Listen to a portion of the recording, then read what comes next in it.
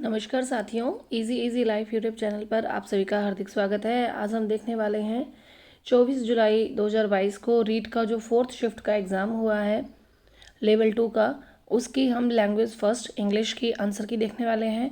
तो आइए शुरू करते हैं। आपके कितने क्वेश्चन सही होते हैं आप कमेंट सेक्शन में ज़रूर बताएं, और अगर आप किसी क्वेश्चन के आंसर से अगर सहमत नहीं हैं तो भी आप उसका आंसर अपनी तरफ से बताने की कोशिश करें, जो भी आपको सही लगता है, ताकि हम उसको और वेरीफाई कर सकें और एक परफेक्ट आंसर की पे पहुंच सकें।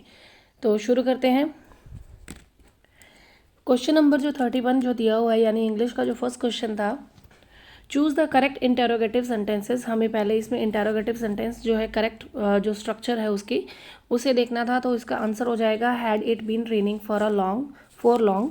ठीक है, डी ऑप्शन था। सेकंड है choose the correct option to fill in the blank in the sentence given below.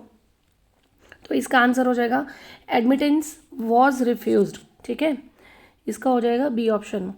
33 number question था, so help me heaven he cried I will never steel again. तो यहाँ पर इसका जो करेक्ट आंसर है वो ये हो जाएगा he called upon heaven to witness his resolve never to steal again. Answer number B हो जाएगा इसका। ठीक है, फिर है choose the affricative sounds. Affricative sounds कौन सी होती हैं? जो वाली, यानी ये जो ऑप्शन ए है इसका आंसर हो जाएगा। 35 का जो आंसर है गटेशन का जो ट्रांसक्रिप्शन होगा फोनेटिक सिंबल्स का, वो ये हो जाएगा आंसर नंबर बी।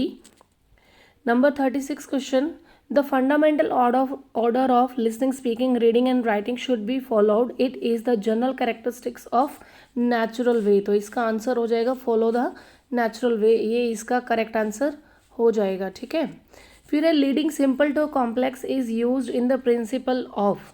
तो इसका जो आंसर होगा सिंपल टू कॉम्प्लेक्स का जो फॉर्मुलेशन जाता है वो जाता है ग्रेडेशन के साथ में। ठीक है, फिर है which one of these is a principle of TCG method, translation come grammar method. तो इसके अंदर इसका जो आंसर है वो ये हो जाएगा the unit of teaching is word not the sentence. Sentence किस में आता है? डायरेक्ट मेथड में आता है, लेकिन इसमें नहीं आता है। इसमें वर्ड के ऊपर पहले फोकस किया जाता है। TCG मेथड में वर्ड टू वर्ड बताया जाता है। ठीक है, फिर है which method is a Midway between the two old method. हमारे जो टू ओल्ड मेथड है translation come grammar method and the direct method, उन दोनों के बीच में एक मिडवे का काम कौन से मेथड ने किया था? ये किया था बाइलिंगुअल मेथड ने। ठीक है, तो बाइलिंगुअल मेथड इसका आंसर आ जाता है। नेक्स्ट क्वेश्चन है which one of these is related to the inductive deductive method of teaching English.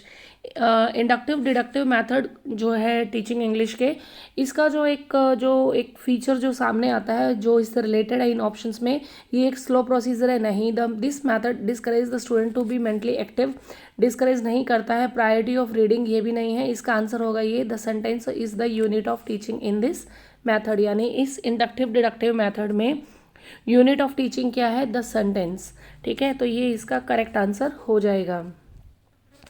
Next question है which skill is the basis of good learning of language, है ना। तो इसमें इसका आंसर क्या होना चाहिए? इसका आंसर होगा लिसनिंग स्किल, यानी कि लर्नर की लिसनिंग स्किल्स जितनी अच्छी हैबिट होंगी तो जितना अच्छे से वो सुनेगा, उस चीज़ को अंडरस्टैंड करेगा, तो उसका स्पोकन भी उतना इम्प्रूव होता जाता है।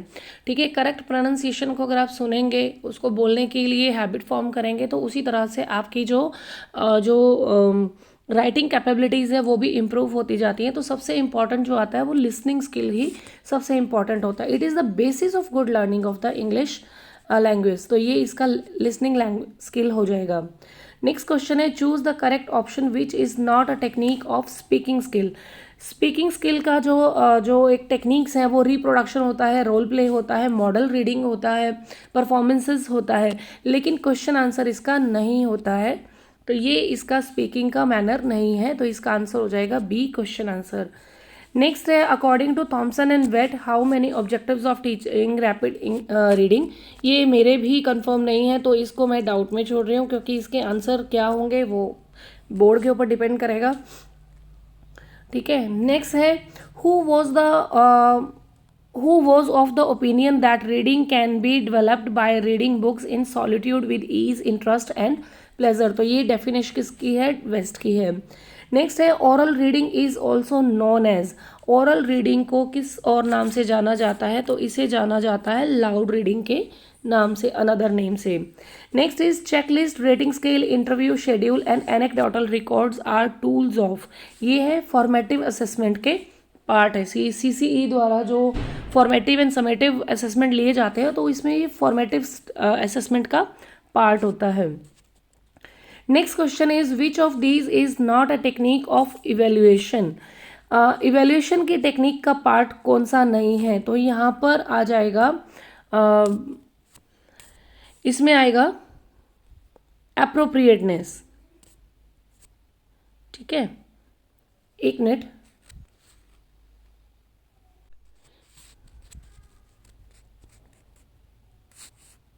देखिए इसका आंसर जो है वो not a technique of evaluation, evaluation का टेक्निक इमिटेशन नहीं है, इसका आंसर होगा imitation, sorry. Next question is checklist technique is used for evaluation, checklist technique जो है वो यूज़ की जाती है किस चीज़ के लिए की जाती है, चेकलिस्ट वगैरह जो यूज़ किए जाते हैं वो किए जाते हैं result, attendance, participation in game, sports, इन सब के लिए यूज़ किए जाते हैं।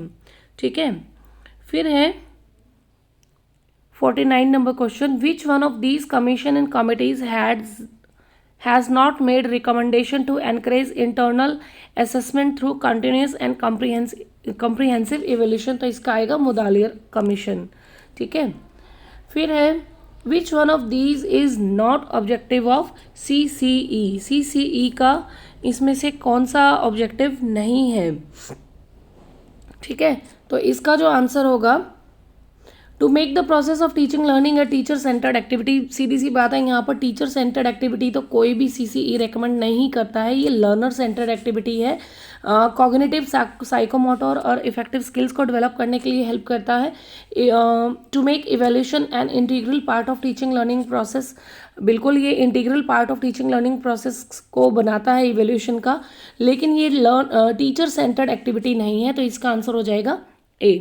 नेक्स्ट हमारा एक पैराग्राफ है, उसको हम देखते हैं। ठीक है, तो इसके हम डायरेक्ट क्वेश्चन करते हैं। Choose the synonym for the word Vitality, Vitality का सिनोनिम जो हम बता रहे हैं वो हो जाएगा एनर्जी। ठीक है, यहाँ पर आ जाएगा इसका आंसर एनर्जी। नेक्स्ट है antonym for the word anguish, तो इसका हो जाएगा ecstasy. Choose the correct spelled word, तो यहाँ पर आ जाएगा पिक्चरस्क्यू, ये इसका करेक्ट स्पेल वर्ड है। फिर है नंबर 54 क्वेश्चन, 54 में इसकी जो एडवर्ब फॉर्म बतानी है डिसरप्टिव की, तो ये डिसरप्टिवली इसकी एडवर्ब फॉर्म हो जाएगी। 55 नंबर पे इसका जो आंसर है क्वेश्चन है choose one word for a tendency to do nothing और टू रिमेन अनचेंज्ड, तो अनचेंज्ड का हो जाएगा इनर्शिया, इसका आंसर होएगा इनर्शिया, जो चेंज होने की टेंडेंसी को नहीं दिखाता है यानी स्थिर रहता है। नेक्स्ट इज क्वेश्चन देखते हैं, and every other imaginable comfort and luxury here imaginable is, तो इमेजिनेबल यहाँ पर क्या वर्ड है, ये है एक एडजेक्टिव है। Choose compound adjective from the phrase well bread parents, parents यहाँ पर नाउन है तो वेल ब्रेड यहाँ पर कंपाउंड एडजेक्टिव हो जाता है। नेक्स्ट क्वेश्चन है which one of these phrase has a determiner in it, तो इसका जो आंसर होगा वो हो जाएगा B option, the rich can provide their children all they need, यहाँ पर ये जो ऑल है ये यहाँ पर डिटर्मिनर है। ठीक है, next is these children who are brought up almost entirely by hired attendants develop a twisted personality, तो इसका जो आंसर होगा वो हो जाएगा प्रेजेंट इंडेफिनेट ऑब्वियसली। और लास्ट क्वेश्चन जो है which of the following has the 3 degrees of the adjective in their correct form, तो यहाँ पर इसका जो आंसर होगा लिटिल, लेस्ट, लीस्ट हो जाएगा। ठीक है, तो इस तरह से हमारी आंसर की होती है कंप्लीट। तो आज के लिए इतना ही, जुड़े रहिए इजी लाइफ के साथ। आपके कितने क्वेश्चन सही होते हैं वो आप मुझे कमेंट सेक्शन में ज़रूर बताएं, और अगर आप किसी आंसर से सहमत नहीं हैं तो वो भी आप मुझे बताएं ताकि मैं उसको और वेरीफाई कर सकूं। तो आज के लिए इतना ही, धन्यवाद, हार्दिक आभार।